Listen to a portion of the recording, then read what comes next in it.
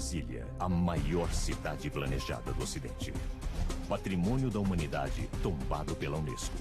Um monumento urbanístico com quase 3 milhões de habitantes, admirado por sua arquitetura ousada e inovadora. Você pode gostar ou não dos palácios, mas você não pode dizer que viu antes coisa parecida. Um enorme desafio logístico e tecnológico, vencido por um presidente que queria mudar a história do país a qualquer custo. Parecia que você estava no Egito, fazendo pirâmide. Se houve um pequeno aumento na dívida externa para construir Brasília, se houve, Deus que abençoe essa dívida. A maior de todas as aventuras do povo brasileiro foi construir Brasília.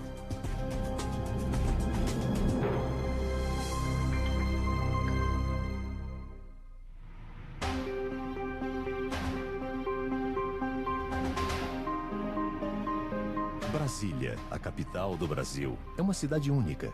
Seus prédios e avenidas formam o maior conjunto de arquitetura modernista do planeta, construído em tempo recorde, no meio de um planalto deserto, a centenas de quilômetros da cidade mais próxima. Milhares de trabalhadores foram necessários para pôr de pé a cidade sonhada pelo presidente Juscelino Kubitschek e os arquitetos Oscar Niemeyer e Lúcio Costa. As curvas e ângulos dos edifícios, intercalados por grandes espaços vazios, fizeram com que o astronauta russo Yuri Gagarin descrevesse a sensação de chegar em Brasília como aterrissar em outro planeta.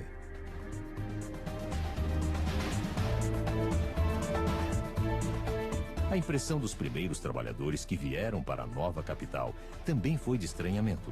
João Coragem viajou 1.800 quilômetros do nordeste do país até o canteiro de obras de Brasília em busca de um emprego. Tudo era mato, né? Aqui naquele tempo, uma hora dessa você estava na beira do fogo, aos tremendo, porque você não falava 30 e tantos dias sem ver sol, só aquela garoa, né? E o frio. Brasília está situada no Planalto Central brasileiro, a mais de 1.100 quilômetros do litoral. Ela funciona como ponto de ligação entre as diversas regiões do país. Mas em 1956, todas as cidades desenvolvidas se concentravam na costa, inclusive a capital da época, o Rio de Janeiro. Naquele ano, Juscelino Kubitschek é eleito presidente com a promessa de fazer o país crescer 50 anos em 5. Entre suas metas estava a transferência da capital do Rio de Janeiro para uma nova cidade, Brasília. Carlos Murilo, primo e assessor de JK, acompanhou cada passo desse sonho.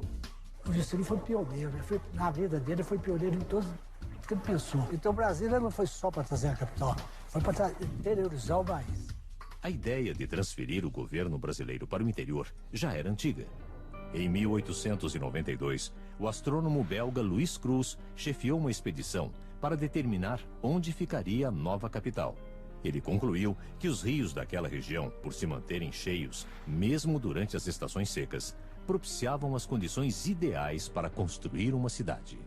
É uma região de nascentes, e nessa região nascem rios que vão para as 3 grandes bacias, que é a Bacia Platina, a Bacia do São Francisco e a Bacia Amazônica. A expedição definiu uma área conhecida como Quadrilátero Cruz. Em 1956, a área foi reduzida a menos da metade, delimitando o que é hoje o Distrito Federal. Subchefe de gabinete de JK, Afonso Eliodoro viu Brasília nascer ao lado do presidente. Juscelino teve a coragem de arrancar a capital do Rio de Janeiro, quase 200 anos no Rio de Janeiro, e trazê-la para o interior, para o deserto. A construção de Brasília tinha a simpatia das Forças Armadas por razões geopolíticas, era necessário por razões de governabilidade, ocupação territorial era uma coisa vista como fundamental. O Juscelino não se conformava em ver o Brasil agarrado só ao litoral, né? E sonhava realmente com a interiorização. Então, quando você passa limpo o plano de metas de Juscelino, você vê lá, metassíntese, construção de Brasília.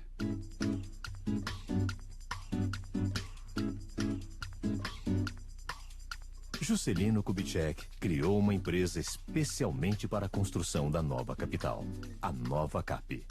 Ao mesmo tempo, abriu um concurso para escolher o projeto urbanístico de Brasília. O desenhista dos prédios oficiais já estava escalado, Oscar Niemeyer. O arquiteto havia criado o famoso bairro da Pampulha para JK, quando este era prefeito de Belo Horizonte. Pampulha é moderna até hoje. Não precisa dizer mais nada. É uma miniatura de Brasília. O concurso da nova capital foi vencido pelo arquiteto carioca Lúcio Costa, com um projeto inscrito na última hora. Lúcio tinha realizações importantes no currículo, como a sede da ONU em Nova York, feita em parceria com Oscar Niemeyer e o francês Le Corbusier, maior nome da arquitetura moderna. O projeto de Lúcio Costa era simples e engenhoso. Uma cidade em forma de cruz, como o sinal que faz o homem ao demarcar território. Cada um dos eixos teria uma função específica. No eixo rodoviário ficariam os moradores e no eixo monumental, os prédios do governo. 2 eixos, um só cívico-administrativo, palácios, ministérios. Ao longo do outro é que fica a verdadeira cidade. A área residencial e comercial de Brasília é dividida em asa sul e asa norte. Entre elas fica o eixo monumental, uma imponente avenida com 250 metros de largura, onde foram distribuídos os prédios do governo. Esse foi um dos argumentos pelos quais o júri deu a vitória ao Lúcio Costa, de que os outros projetos pareciam cidades, mas que Brasília tinha cara de capital.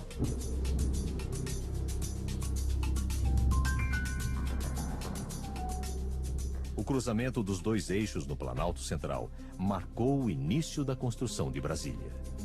Juscelino Kubitschek começava o projeto que faria seu nome entrar para a história, mas precisava fazê-lo sair do papel rápido.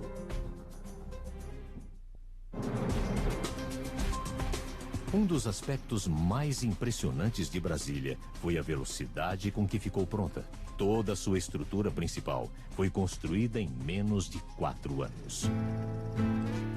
Eleito com a promessa de transferir a capital brasileira do litoral para o interior, o presidente Juscelino Kubitschek fixa a data de inauguração em 21 de abril de 1960. A gente vinha aqui, não tinha nada. Mato, não tinha nada, né? Ele falou, ali vai ser o palácio, ali vai ser não sei o quê, ali. Quer dizer, ele já estava vendo tudo, ele tinha tudo na cabeça.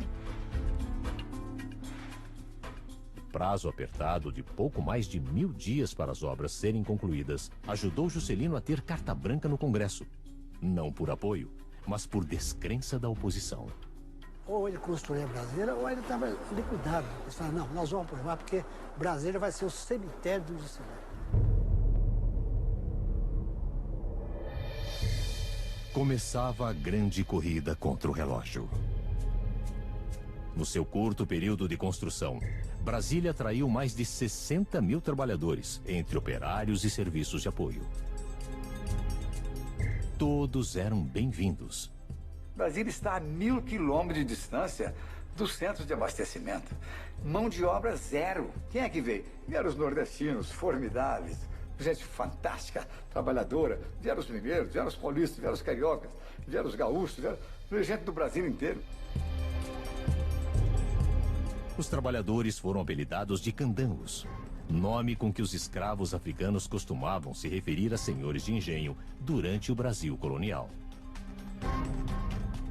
Nós trabalhávamos 24 horas por dia, porque você estava dormindo e estava sonhando com obra. Queria que nego estivesse no pé do serviço, direto, né? Para fazer o serviço. João Coragem trabalhou nas escavações da Torre de TV, um fosso de mais de 40 metros de profundidade. E a gente não tinha coragem, né? E eu, graças a Deus, tinha coragem para descer, né? Eu estava com 20 metros, 25, chegava se não estava bom, tem que descer mais. Sem nenhuma cidade próxima para abrigar os operários, foram montados barracões coletivos para que eles dormissem perto das construções. Com a chegada de mais e mais famílias, surge uma infraestrutura básica de serviços. Em junho de 1957, o entorno de Brasília já contava com 12.700 habitantes.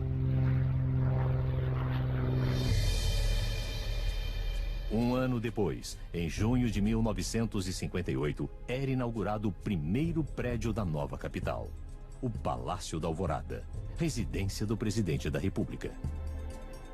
A forma inovadora de suas colunas acabou se tornando o símbolo oficial de Brasília. Eu queria uma arquitetura mais leve. Eu afinei as colunas. Os palácios começaram a aparecer apenas tocando o chão. O grande desafio de engenharia era fazer com que as colunas suportassem o peso do palácio com uma base muito reduzida. A solução foi elevar a proporção de ferro na estrutura das colunas para 20%, muito acima do padrão de 6% da engenharia da época. O responsável por tornar reais as ideias de Niemeyer foi o engenheiro, poeta e desenhista Joaquim Cardoso. O dia que a crítica começou a dizer que tinha ferro demais, o meu colega, que era muito inteligente, poeta, disse: não, um dia eu vou fazer isso aqui de ferro maciço para dar mais leveza ao palácio. Esta solução de Cardoso também foi utilizada em outros ícones de Brasília, como as colunas do Palácio do Planalto e do Supremo Tribunal Federal, que parecem estar flutuando sobre o chão. Niemeyer, ele quer muito que os projetos dele tenham um primeiro impacto. Da coluna do Alvorada ao Planalto, o Supremo, a Catedral, o que eles têm como característica? É que você pode fazer um desenho, quase uma criança pode fazer um desenho daquele edifício.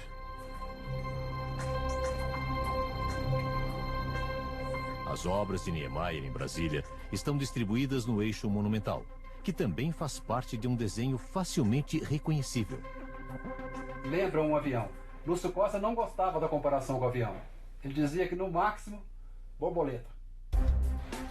Mas do alto, a comparação é inevitável. O plano piloto realmente lembra o desenho de um avião e em sua cabine fica o principal conjunto arquitetônico, o amplo espaço onde se localizam os prédios do Poder Executivo, Legislativo e Judiciário.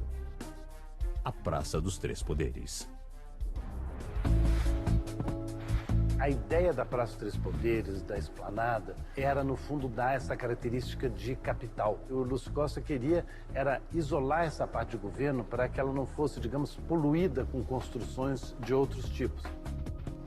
Oscar Niemeyer soube aproveitar ao máximo o destaque proporcionado pelo plano piloto de Lúcio Costa. Suas formas simples e leves tornaram-se uma marca registrada da cidade. Naquela época, a arquitetura estava mal conduzida, os prédios eram pesados, retos. Eles tinham esquecido que estavam trabalhando com concreto armado, que abria todas as possibilidades, todos os sonhos que o arquiteto pretendeu.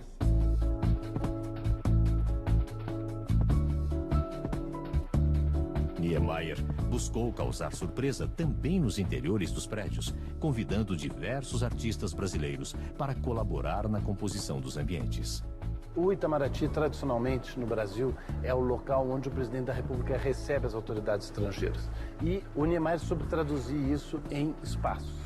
Quanto mais tempo você fica aqui, mais você vê os detalhes, mais você vê como estão pensados os materiais, como estão pensados os acabamentos, como estão pensados a circulação das pessoas no espaço.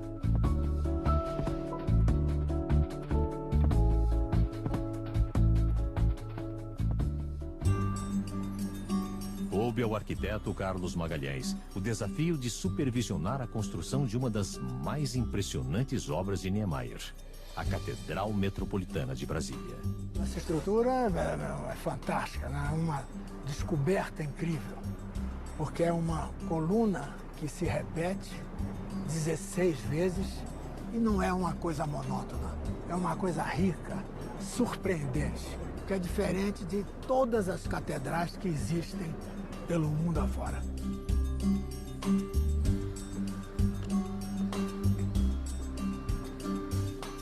Carlos ainda se emociona ao ver a estrutura por dentro durante a restauração para o aniversário de 50 anos da cidade.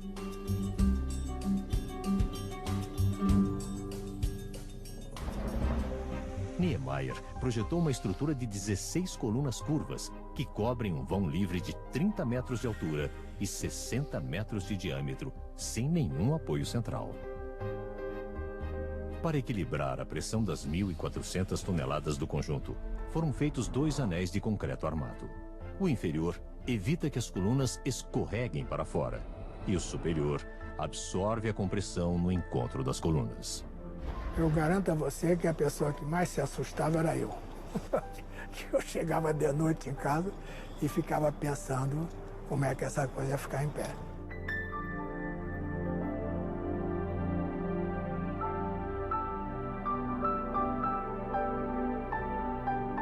Então eu não queria uma catedral qualquer, antiga, baseada na escura, lembrando o pecado. Eu queria uma coisa diferente. Eu fiz a catedral.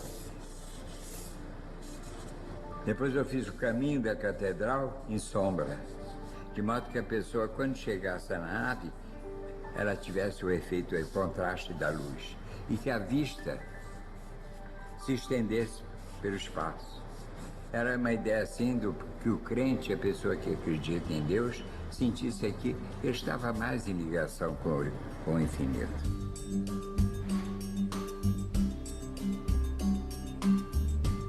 Com ousadia e imaginação, a nova capital brasileira foi construída para impressionar os homens. Mas tinha também outro propósito: ser o paraíso dos carros.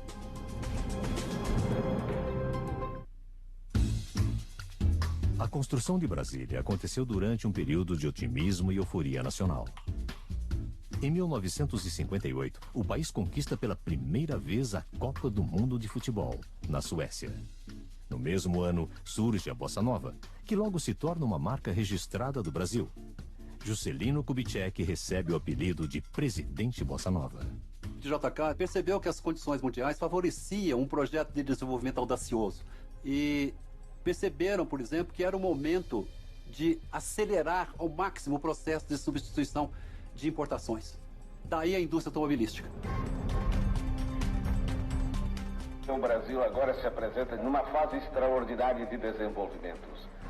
A sua dimensão imensa continental está sendo rasgada por estradas que ligam em todas as direções o solo brasileiro. As indústrias desenvolvem-se com uma rapidez extraordinária. A indústria siderúrgica, a indústria de automóveis e agora um movimento pioneiro que abala toda a nação, leva para o coração do Brasil um centro de cultura e de civilização que será amanhã a nova capital do Brasil, Brasília. Convencido de que o carro seria o meio de transporte do futuro, Kubitschek constrói mais de 4.500 quilômetros de rodovias para interligar as diferentes regiões do país à nova capital.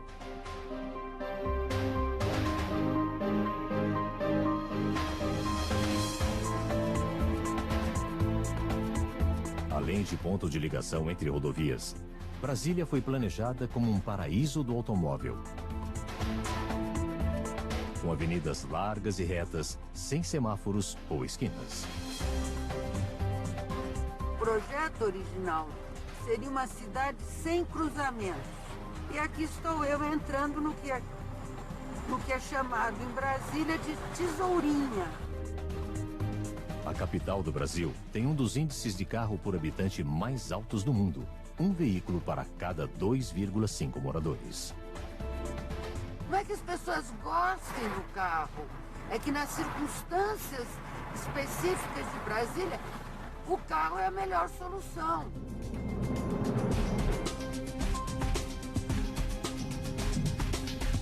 A jornalista Kátia Maia faz parte da frota de 750 mil carros que circulam diariamente em Brasília.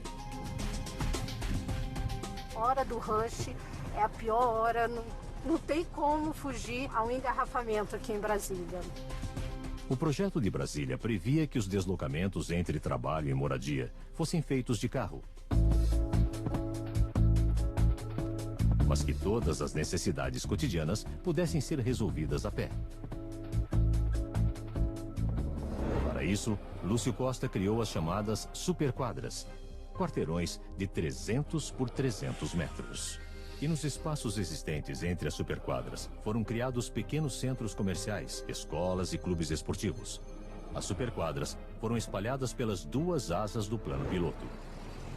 Foi até pensada para isso, né, Brasília, para que se criassem núcleos onde as pessoas viveriam, conviveriam. Então aqui mesmo, se a gente for ver, com uma quadra de esportes lá atrás, tem área para os meninos brincarem, e tem um comércio local que é alguma coisa que supre as nossas primeiras necessidades.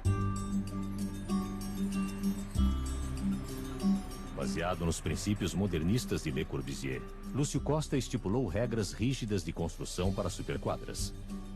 A ideia era preservar a área verde e garantir a livre circulação de pedestres, conceito que o arquiteto chamou de cidade-parque. A gente aqui tem isso, né? Tem muito verde e tem muito aberto, né? Céu aberto. Então, nesse ponto de vista, eu acho que eles conseguiram, sim, esse objetivo da gente se sentir num espaço meio parque mesmo. Em Brasília, as ruas não têm nomes. Para se localizar, os moradores utilizam um sistema de coordenadas que indica a que distância o endereço está dos eixos monumental e rodoviário. Havia um historiador mineiro, ele dizia que os endereços de Brasília pareciam endereços de sepulturas. SQS 304. QI 19, conjunto 7. Na verdade, são coordenadas cartesianas. Quando a pessoa entende, ela chega facilmente ao local.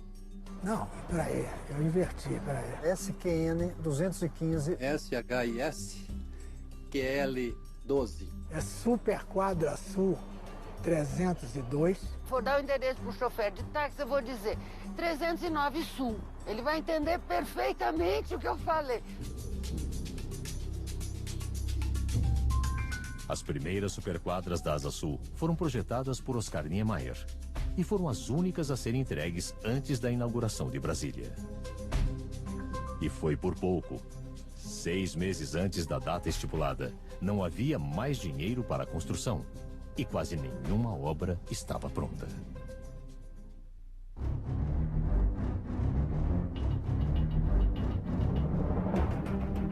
Quem vê Brasília hoje, com milhões de pessoas circulando entre monumentos e avenidas, dificilmente imaginaria que a cidade esteve muito perto de não acontecer. No último ano da construção, a maioria das obras ainda estava inacabada ou em fase inicial. Conforme a inauguração se aproximava, os trabalhadores eram exigidos ao máximo. Isso foi tão importante para JK que ele passou a dar atenção a Brasília como o principal feito de seu governo. Uma prova disso é que o presidente da República, JK, realizou 225 viagens Rio, Brasília, Rio. Eu tenho a impressão que deve ser recorde mundial. Então eram 4 horas de viagem.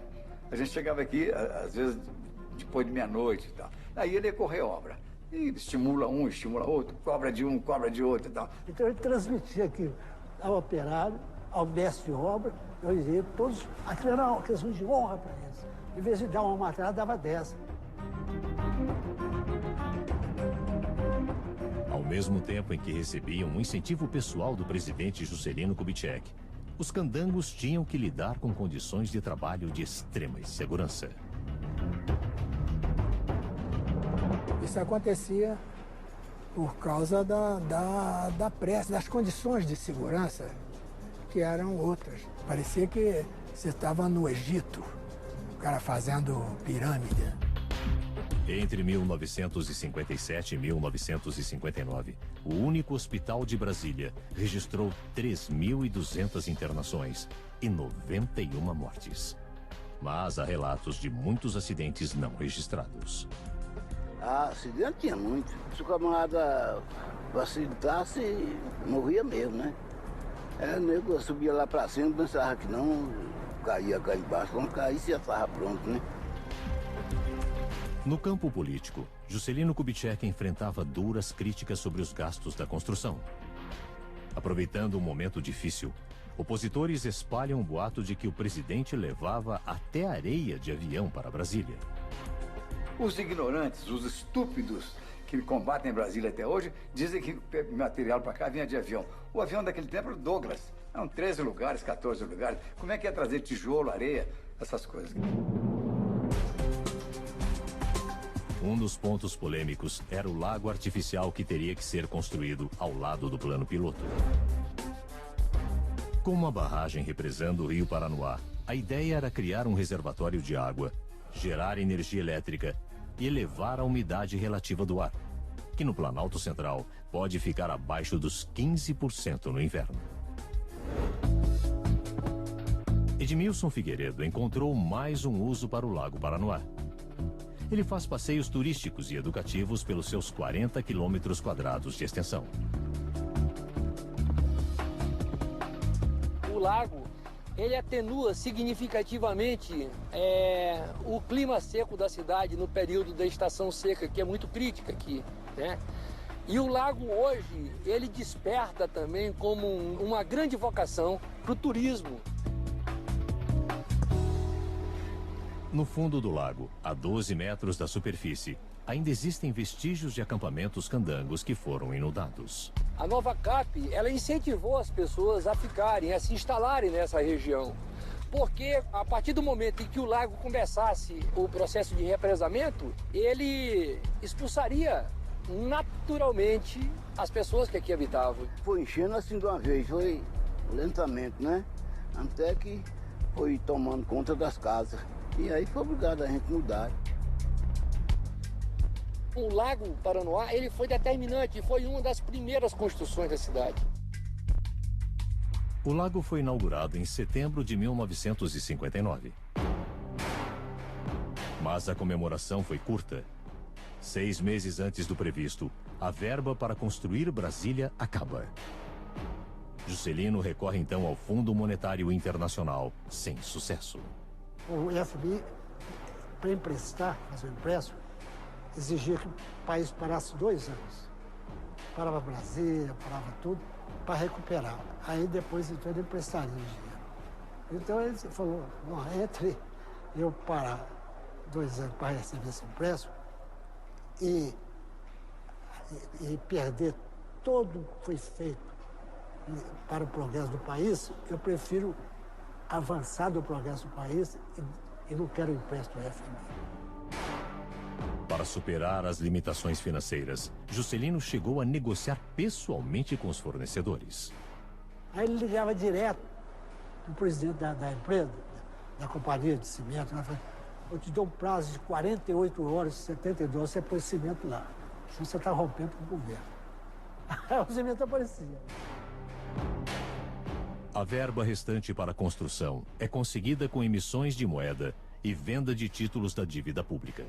Uma estimativa de 1969 calculou o custo total de Brasília em mais de 45 bilhões de dólares, 10% do PIB do país na época. Nada se faz sem custo. Em economia não há milagre. A opção por fazer Brasília teve custo alto para a sociedade brasileira. Se você pegar o custo-benefício da obra de Juscelino, você vai ver que o benefício foi muito maior do que o custo. Então, se houve uma pequena inflação, se houve um pequeno aumento na dívida externa, para construir Brasília, se houve, Deus que abençoe essa dívida, Deus que abençoe essa inflação, porque foi ela que nos deu a condição de sobreviver até hoje. Resolvido o problema financeiro, em dezembro de 1959, Juscelino inaugura o Congresso Nacional. O conjunto se tornou um dos mais simbólicos de Brasília. O primeiro projeto que eu fiz foi o Congresso. Parece um bocado simples, com 3 traços você vê a arquitetura. Fazer a cúpula do Senado foi relativamente simples, mas a forma na Câmara dos Deputados desafiava a gravidade. Eu me lembro que um dia o engenheiro Cardoso telefonou para mim, animadíssimo. Ele me disse, Oscar, descobri a tangente que vai permitir que se essa cúpula apareça como que apenas tocando o chão. Para que as paredes da cúpula invertida não sucumbissem à gravidade, o engenheiro Joaquim Cardoso projetou uma série de anéis de aço que amarram a estrutura.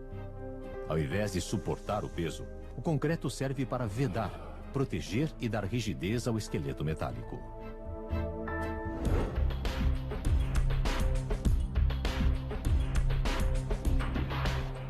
O senador Cristóvão Buarque conhece bem a rotina do Congresso.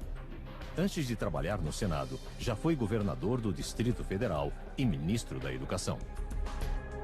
Como todo parlamento, o nosso não é diferente. Há momentos grandiosos em que você vê que está resolvendo problemas nacionais. Em torno aos 81 senadores, aqui está o Brasil dos 27 estados, incluindo o Distrito Federal. Ao mesmo tempo em que representa todos os cidadãos brasileiros, Brasília está fisicamente distante da maior parte da população. E não por acaso. Juscelino estava extremamente preocupado com a vulnerabilidade do governo no Rio de Janeiro. Bastava uma greve agitada de estudantes por causa de preço de passagem de bonde para o presidente da República ficar preocupado. Não havia condições de governabilidade a partir do Rio de Janeiro. O isolamento de Brasília garante tranquilidade ao governo brasileiro. Por outro lado, dificulta a fiscalização do trabalho dos políticos. Que Brasília, com apenas 50 anos, ainda é uma espécie de faroeste político. Então surgiu a possibilidade de aventureiros, é verdade. Acusam Brasília de coisas em que ela é completamente inocente. Brasília, cidade corrupta. Isso é um absurdo. Brasília é só palco. Corrupto é quem faz corrupção na cidade. Mas em abril de 1960, Brasília estava apenas começando sua transição de sonho para a realidade. Com uma festa de inauguração para centenas de milhares de pessoas, a cidade atrai a atenção do mundo e se torna um símbolo de orgulho para os brasileiros. Prazo curto, falta de verbas, descrença da oposição. Superando todos os obstáculos, a nova capital brasileira é inaugurada na data prevista, 21 de abril de 1960. Uma grande festa atrai mais de 250 mil pessoas para ver a cidade do futuro. Você imagina, durante 3 anos, você vivendo aquela emoção do minuto a minuto. Vai, não vai, do sai, não sai. Você chega no dia da inauguração. É um negócio fantástico, é uma emoção fantástica. Vem gente de todo lado, você vem lá, vem pro Brasil. Vem gente de carroça, vem gente de caminhão, vem gente que vem a cavalo. Foi a coisa mais apoteótica que você pode imaginar. E mais emocionante. Inclusive você vê o retrato dele, inclusive chorando, né, na missa. E à meia-noite, em ponto, vocês apagaram todas as luzes da cidade. A banda surgiu, começou a tocar o hino nacional, acendeu as luzes todas da cidade. Aí ele pôs a mão no bolso e começou a chorar. Agora, a festa do povo na rua, isso é que é fantástico. Quer dizer, aquele povo que fez com as próprias mãos a cidade e que teve a glória de ver o presidente da República junto deles ali, inaugurando a cidade, que eles fizeram. É indescritível a festa popular. Eu achei bom a inauguração. Eu me aliviei pro Palácio do Planalto. Mas se o dia era coisa boa pra gente beber, isso, aquilo, outro.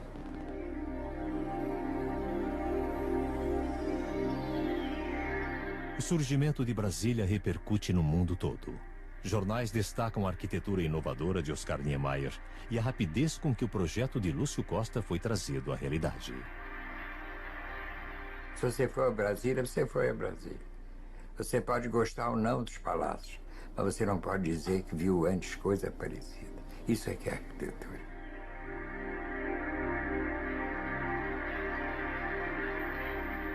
Você tem outras importantes realizações de urbanismo no século XX, mas nenhuma tão completa. Por exemplo, você tem a Chandigarh, do Le Corbusier, que é extraordinária, mas que, evidentemente, é uma capital regional, é uma cidade menos ambiciosa, digamos. Brasília tem essa característica de tudo planejado. Mas, passada a euforia da inauguração, os candangos percebem que o sonho não será usufruído por todos. O candango foi o construtor daqui, o operário. Eles teriam que construir a cidade, lavar suas mãos e voltar. A maioria, porém, preferiu continuar em Brasília. Aí o mais velho aí, os filhos, né? Aqui era melhor para mim viver, né? E aí estou aqui até hoje. João Coragem e sua família foram realojados a 22 quilômetros do Plano Piloto, numa das regiões que ficaram conhecidas como cidade satélite. As cidades satélites ao redor também são Brasília e são lugares de pobreza, são lugares de exclusão. O Plano Piloto foi ocupado principalmente por funcionários públicos. Mas logo a nova capital passou a atrair pessoas de todo o país. Na verdade, Brasília se tornou um imã de imigrantes. Eu cheguei em Brasília em 1978, quando vim com os meus pais. Era criança ainda e meu pai militar terminou sendo transferido aqui para Brasília. E quando a gente chegou aqui, Brasília foi meio assim um sonho, porque era uma cidade totalmente diferente e grande, né? Cheguei aqui 15 de março de 1979. Eu queria estar próximo da vida política. E Brasília era o centro em que eu creio que poderia ter um papel político. Eu vim a Brasília em 1982, expressamente para dar aula na Universidade de Brasília. Quando eu cheguei aqui em 82, ainda tinha muita obra, a sensação ainda era de uma cidade que estava em construção. O plano de Lúcio Costa previa que Brasília comportasse de 500 a 700 mil habitantes. Ao longo de 50 anos, o crescimento foi vertiginoso. Hoje, quase 3 milhões de pessoas vivem na capital, sobrecarregando seus serviços de transporte e abastecimento. Chegar a 2,5 milhões de habitantes em 50 anos é preocupante. Seria preocupante em qualquer lugar do mundo. Brasília foi um pouco vítima do seu sucesso, quer dizer, as pessoas não imaginavam realmente que Brasília fosse crescer tanto e que todas as áreas fossem ser ocupadas. Em 1987, a Unesco concede à capital brasileira o status de Patrimônio da Humanidade. Todo o plano piloto, incluindo seus grandes espaços vazios, se torna zona de proteção total, para garantir que o projeto não seja descaracterizado. Qualquer mudança estrutural em Brasília precisa ser discutida com cautela. Devem ser feitas intervenções específicas para resolver os problemas daquela área, não ter um novo conceito de urbanismo aplicado a coisa, não. São adaptações que não podem, eu acho, romper essa concepção, inclusive, do tombamento dos vazios e o plano original. Brasília vive um conflito constante entre preservar seu patrimônio e servir a sua população. Qual será o futuro da cidade do futuro? Brasília é um dos maiores exemplos de cidade planejada no mundo. Aos 50 anos, suas virtudes e problemas inspiram a pergunta: Brasília deu certo? Brasília deu certíssimo. Você hoje tem o Centro-Oeste ocupado. Se não fosse Brasília, você estaria aí com 6 milhões e 500 mil quilômetros quadrados de Brasil, com meio habitante por quilômetro quadrado. A maior de todas as aventuras do povo brasileiro foi construir Brasília. A construção de Brasília está, para a nossa história, como a escola de Sagres para Portugal. Portugal atravessou o oceano. O Brasil veio para o Planalto Central. Eu considero Brasília, a construção de Brasília, a segunda descoberta do Brasil. Como se foi difícil fazer uma cidade em 3 anos apenas. Nunca se fez isso. Uma cidade nova, procurando fazer coisas diferentes, nunca houve. Isso deu um certo estímulo ao brasileiro, criou um certo otimismo, a gente achando que nós também podemos fazer coisas importantes. Né? Eu acho que é a maior contribuição brasileira para a arte do século XX. A transferência da capital federal do Brasil para o interior do território foi uma dádiva para o país. Essa dádiva foi pensada por muito tempo, mas foi realizada por um homem de grande coragem política. Em agosto de 1976, após um período exilado do país, Juscelino Kubitschek morre em um misterioso acidente de carro no Rio de Janeiro. O Brasil vivia sob ditadura e o regime militar planejou um enterro discreto, mas que acabou se transformando em uma demonstração de gratidão da cidade para com o seu fundador.